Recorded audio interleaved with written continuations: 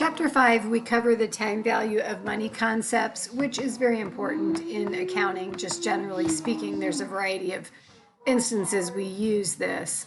So we'll kind of go through the basics, and at the very end, it shows you some more complex accounting computations that use the time value of money. And I do not believe that you're going to have to be tested on those or have those in the homework, but these more basic ones you are. So again, the time value of money just means that over time, a dollar today is going to be worth more in the future. Or sometimes if we know we're going to get money in the future, we try to bring it back to like, what would that be in today's value? So for example, if we invest $100 and we're earning 6% a year from now, we'd have $106. But again, what if we save it for 20 years or things like that? So that's where we get into the simple versus compound. So our simple interest is our principal times our rate times our time, but that is insinuating that the interest isn't added and then earns interest. So compounding is when we earn interest, it's added back to our initial balance, so our balance goes up and then it earns more interest. And again, like that's what we hope to happen over time in our retirement accounts, that interest gets added and then it just continues to build and build. But the computations are more complex. So again, simple interest is easiest, principal times rate times time. So there is that formula. So if it's $1,000 at 10%, we're earning $100 a year. Compound is $1,000 that we've invested and we're earning 10% compounded annually. How much are we going to have in 3 years? So again, each year you get that that $100, but then that adds. So then now we have 1,100, which is earning 10%. So now we get $110 in interest. That adds in there. So now we get $121 in interest. But it's we'll use better ways to compute these that I'll show you in future slides. And then this is sometimes relevant if your investments compound less than annually. I think all the examples in the PowerPoint are annual, which makes it a little bit easier, but you got to read careful. If it's semi-annually, it's twice a year, so we're earning 6% per compounding period. If it's quarterly, it's 4 times a year, so we're earning 3%. If it's monthly, it's 12 times a year, so we're earning 1% per compounding period. Okay, so here's an example. Again, if we invest $1,000 at 10% interest and it compounds twice a year, so every 6 months. So again, you can see you earn a little bit more interest than you would if it just compounded every year, because you would just get $100 if it compounded once a year. Since it compounds twice, you get 102.5. So the more often it compounds, the more money we end up making. Oh, and then sorry, that last thing. So then it shows you that when, again, the effective rate is a little bit higher than it isn't just the straight 10%, because again, it's compounding more often than once a year. Okay, so then this is just showing you, because the textbook is going to take you back to tables and formulas, and I can't control that you are not going to use those because you're doing everything online. But I highly, highly recommend you to use Excel or a financial calculator. So Excel is, I feel like everybody has Excel. You have access to it. It's super easy. If you go into your formulas and you select the financial option of your formulas in Excel, you'll see there's a whole list. But we're going to go through all of them where you'll see using these time value monies. So the future value, the rate, the NPR, the payment, and the PV, those are all separate functions in this list that you can find. But so right here, I show you the future value. So if we're computing the future value, that's the FV formula, and these are the blocks that you fill in. So the rate is the annual rate, and you are going to put that in as a decimal. So if it was 10%, you'd put 0.1. The N is your number of periods. So how many, again, for most of these, it's going to be how many years. The payment is the ordinary annuity or the annuity due, which we'll eventually get to. The PV is the present value. And the type, if it's an ordinary annuity, it's a 0. If it's an annuity due, it's a 1. You can also use your financial calculators, which I think I have here on the next slide. Okay, no, this is more Excel. So this again just gives you the same things I just went over. Your rate is your interest rate per period. Your NPR is your number of periods. PMT is your payment. And again, 0 if it's down here. 0 if it's at the end. 1 if it's a beginning period. End is ordinary. Beginning is annuity due. PV is your present value. So sorry, I went over this a little early. This kind of just explains it to you and kind of shows you what you'd put into the fields. So, I mean, if that helps you, I think there's 2 slides of those. Again, just kind of show you how it, now here it does show you, like, let's say it's something other than annual, because most of these in the PowerPoint are annual. If it was something other than annual, you would adjust. So you're going to adjust your interest rate, divide it by 2 if it's semi-annually, divide by 4 if it's quarterly, divide by 12 if it's monthly, and then you adjust your NPER. So if it's semi-annual, you'd multiply by 2. If it's quarterly, you'd multiply by 4. If it's monthly, you'd multiply by 12. Whoops, sorry. Okay.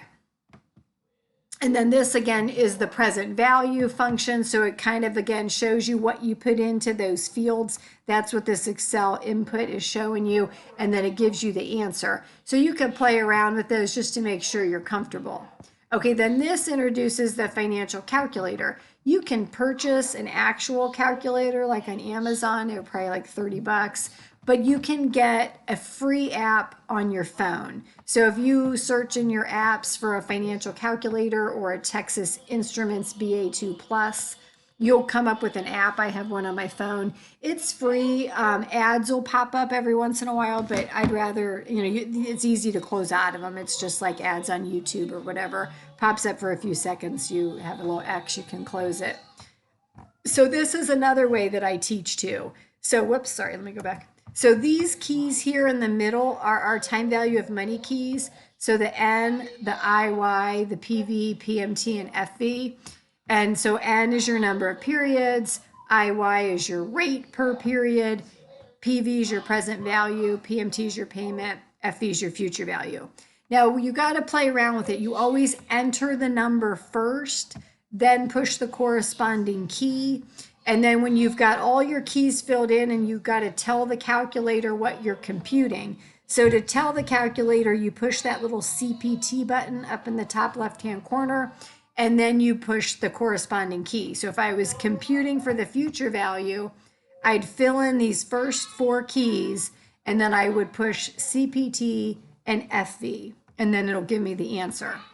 But to me, that's way more like relevant than these formulas in these tables. Like I learned those when I was in college, which was in the late 80s. So I mean, I feel like we got to progress with the times. So I would highly recommend you not to use the formulas and the tables, but the textbook does provide those. So I'm not gonna, obviously I can't take those away. But I'll show you how to use the calculator and Excel. So here we're gonna calculate, or I think it's just showing you an example, like why do we do this? If we were given a choice between $1,000 now or $1,000 in 3 years, we would obviously want the $1,000 now. If we were given a choice between $740 now and $1,000 in 3 years, that's where you're like, well, I'm not sure, because if I invest the $740, would I end up with more than $1,000? So that's the hard part to know. So that's where our time value money keys come in. So then it's showing you if you earn 10%, you would really want to take the $1,000 in 3 years because it's more. If you're earning 11%, you would actually choose the 740 because you'd end up earning more.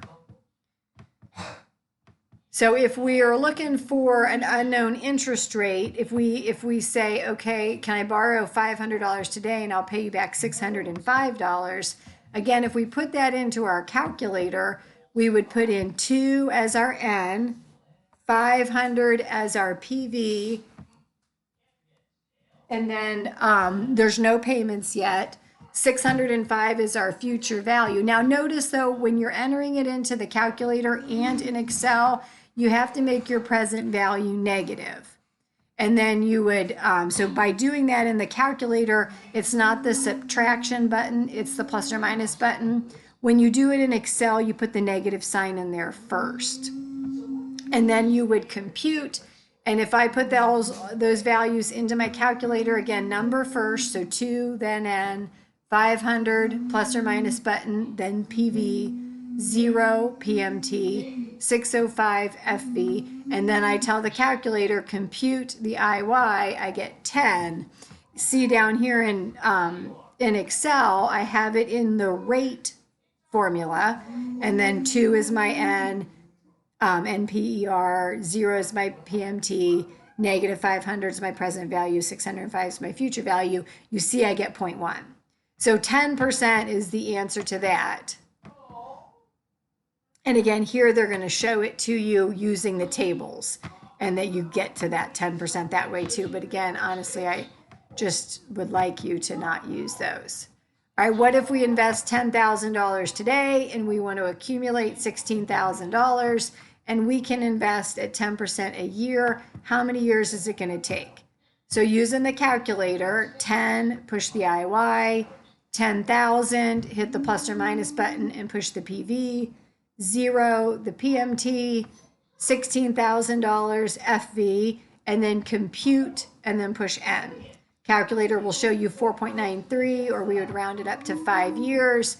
Again, same thing in Excel. Now we're using the NPER function, and these are the fields that we fill in. And again, notice the only thing that's really different between the financial calculator and Excel is your rate is a decimal in Excel and it's a whole number in the financial calculator. But then you can see we get the exact same answer either way. And then here they show you again using the tables. So I can't take those away, so I've got those in there.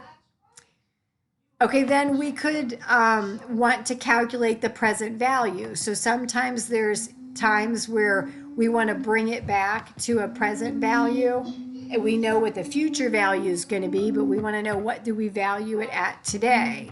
So if we know that the future value of what we're going to get paid is $55,000 at the end of the year, and it's 10% interest, we can put that into our calculator. You can, I mean, that you can almost do in your head because it's or use a formula, because again, it's just 1 year and it's 10% interest. So 5,000 of that's the interest, the value is 50. But obviously sometimes it can be more difficult.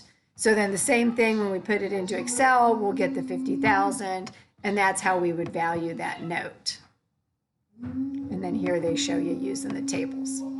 Okay, what if we don't have an interest rate, but we know what the current market rate is? We're going to just use our market rate. So again, we're putting it into our calculator. The future value is the 60,500. Market rate is 10% for 2 years. The present value is going to be 50,000. And again, you can see how that all goes into Excel. Then we get into annuities. So annuities are when we have a payment. An ordinary annuity is when the payment happens at the end of the period. An annuity due is when it happens at the beginning. So an ordinary annuity, if the debtor is making payments at the end of every year, and the annuity due is when, like that, you know, we're making the payments at the beginning of each year. And it gets close to the same amount, but it's a little bit different. So if we're calculating the future value of an ordinary annuity, we're getting $10,000, or we're paying $10,000, whichever way it goes, over the next 3 years at 10%, how much will we accumulate?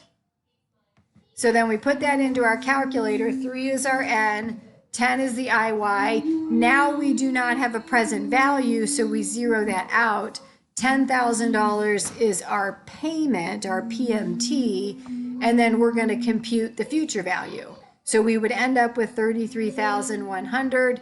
Now again, notice, look, in Excel, we're using our future value formula, which we've used before, but instead of having a present value, that 0, we put the amount of the annuity into the PMT field and we get the value. And then here again is the table showing you the same thing. Now, what if it's an annuity due? So the annuity due, same scenario, but now we get the money at the beginning of the year. The calculator makes it a little bit harder because it's set to end.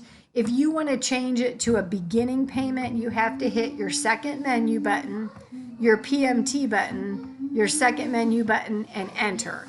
How it goes into the calculator is the exact same way. It's just you have to change it to BGN. Now the Excel is the exact same except for when you come down to the type is 1 instead of 0.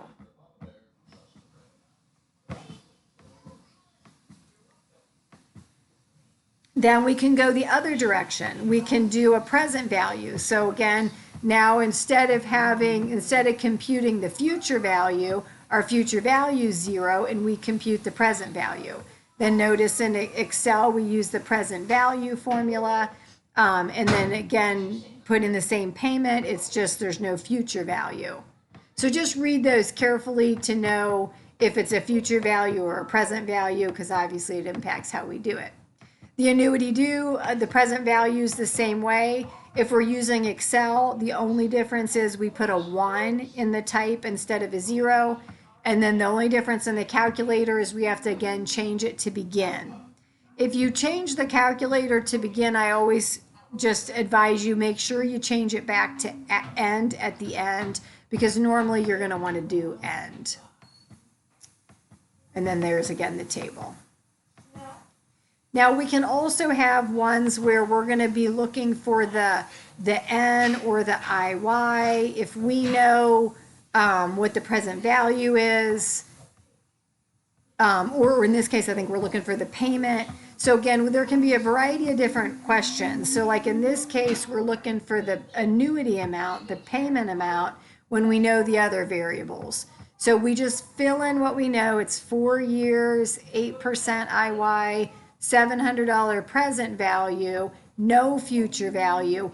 What would our payment have to be to have a $700 present value? So then we compute the payment. Then notice in Excel, we're using the PMT function. Our rate is 0.08, our years are 4, present value is 7, and then again, the type is, if it's an ordinary annuity, the type is 0 or blank.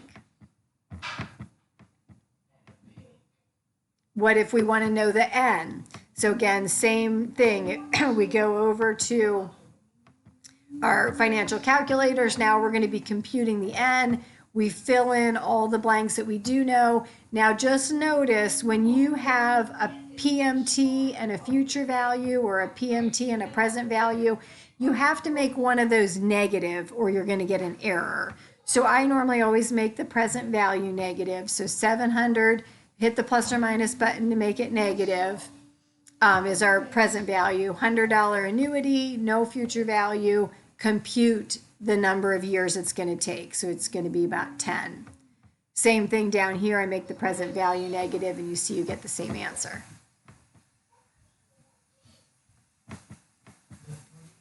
Then what if we borrowed $331 today and you paid $300 over the next 4 years? What type of an interest payment or interest rate are you getting? So again, they're showing you in the columns. Here's, would it be in the calculator? We would just be computing for our N. So it's 4, oops, sorry, that should be IY. I apologize, that's a typo on my part.